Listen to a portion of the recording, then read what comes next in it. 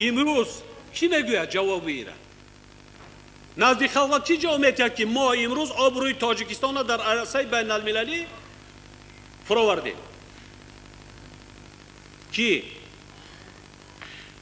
شهر خوجند ولایت لیناباد رحمت پدر ارگان های ماموری با کی پیش راه را گرفتن و این پیروارات یراق تقسیم کرد از آبوی کم با سرداری گنرال ماماجان رو که حاضر گفته ایستادن.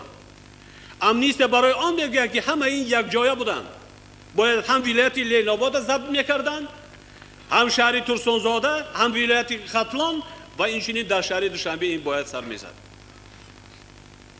وکیلان محترم، از همه شما التجا میکنم، خواهش میکنم،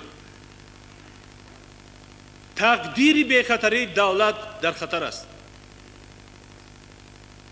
مقصد در دیگر جا است. این سازش ها در دیگر جا شدگی.